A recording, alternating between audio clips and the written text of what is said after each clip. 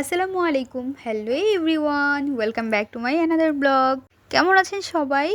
বিরিয়ানি প্রেমীদের জন্য আজকে স্পেশাল আয়োজন। মজাদার বিরিয়ানি, সকল মশলার সংমিশ্রণে তৈরি হয় রাজকীয় খাবার। পরিবারের উৎসব, অতিথি আপ্যায়ন কিংবা বিশেষ দিনের আয়োজন, সকল ক্ষেত্রেই বিরিয়ানিটি সবার পছন্দের তালিকায় শীর্ষে থাকে। এক প্লেট গরম গরম বিরিয়ানি সঙ্গে রায়তা বা সালাদ যোগ হলে খাবারের স্বাদ আরও কয়েক গুণ বেড়ে যায়। চলুন ধাপে ধাপে রেসিপিটি দেখে নেই। বিসমিল্লাহির রহমানির রহিম। চুলায় বড় একটি পাতিল বসিয়ে দিচ্ছি, সাথে দিয়ে দিচ্ছি সরিষার তেল। তেলটি আমরা ভালো করে গরম করে নিয়েছি। অ্যাড করে দিয়েছি পেঁয়াজ কুচি। পেঁয়াজটি আমরা বেরেস্তা করে নেব। পেঁয়াজ কুচি দিয়ে দেওয়ার পর নাড়াচাড়া করে নিচ্ছি। দেখতে পাচ্ছেন পেঁয়াজ বেরেস্তা হয়ে গিয়েছে।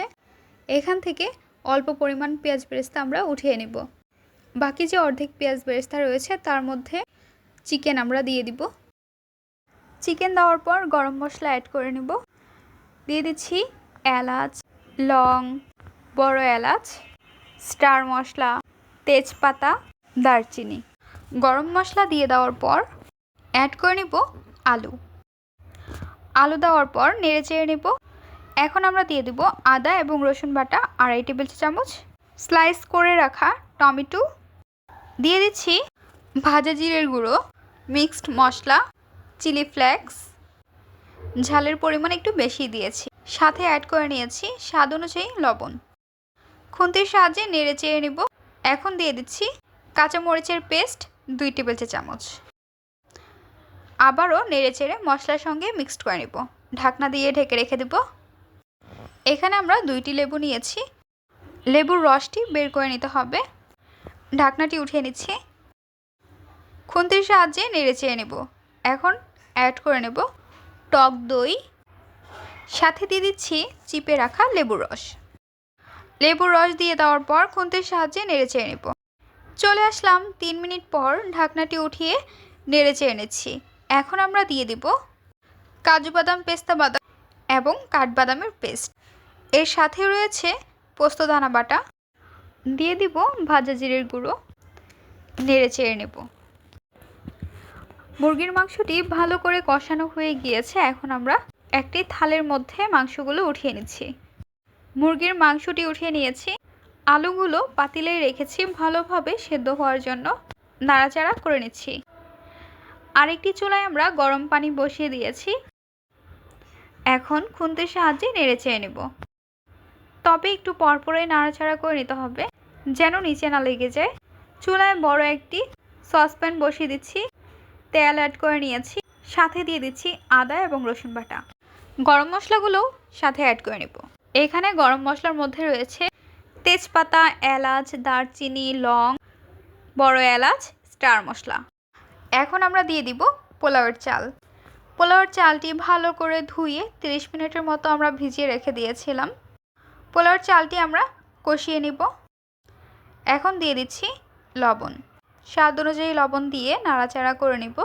আমাদের এখানে পোলাওয়ের চালের পরিমাণ 5 গ্লাস, তো এখানে গরম পানি দিতে হবে 10 গ্লাস। এখানে আমরা 9 গ্লাস পানি দিয়েছি। 1 গ্লাস লিকুইড দুধ দিয়েছি। 1 টেবিল চামচ বাদাম বাটা ও পোস্তদানা বাটা একত্রে আমরা পেস্ট করে নিয়েছি। ঢাকনাটি উঠিয়ে মশলাটি আমরা নেড়ে চেড়ে নিব।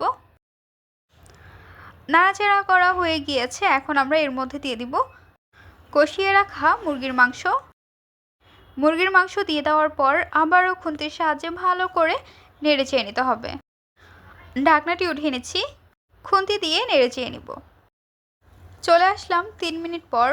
ঢাকনাটি উঠিয়ে পোলাওর চালটি আমরা নেড়ে চেড়ে নিচ্ছি। দেখতে পাচ্ছেন পানি শুষে নিয়েছে। চিকেনটি আমরা নাড়াচাড়া করে নিব। নেড়ে চেড়ে নিয়ে নেওয়ার পর এখন আমরা পোলাওয়ের মধ্যে অ্যাড করে নেব। মুরগির মাংসটি দিয়ে দেওয়ার পর খুন্তি দিয়ে নেড়ে চেড়ে নেব। দেখতে খুবই অসাধারণ লাগছে এবং সাথে তো খুবই সুন্দর ফ্লেভার আসছে।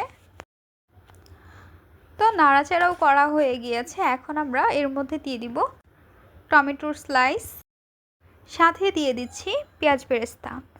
পেঁয়াজ বেরেস্তা আমরা চারপাশে দিয়ে দেব এবং ঢাকনা দিয়ে দমে রেখে দেব।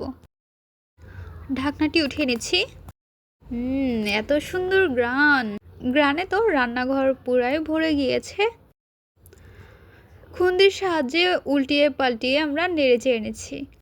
বাই দ্য ওয়ে, নেড়ে চেড়ে আমরা মাংসের সাথে পোলাওটি মিক্সড করে নেব। বিরিয়ানিটি রান্না করা হয়ে গিয়েছে। আজকের পর্বে আমাদের রেসিপি আপনাদের কাছে কেমন লেগেছে তা অবশ্যই জেনে দিবেন আপনাদের মূল্যবান মতামতটি। ভিডিওটি ভালো লাগলে অবশ্যই একটি লাইক করে দেবেন, সাবস্ক্রাইব করে দেবেন এবং আমাদের পাশেই থাকবেন। আজকের পর্বে এখানেই বিদায় নিচ্ছি গাইস। আসসালামু আলাইকুম, ভালো থাকবেন সবাই। আল্লাহ হাফেজ।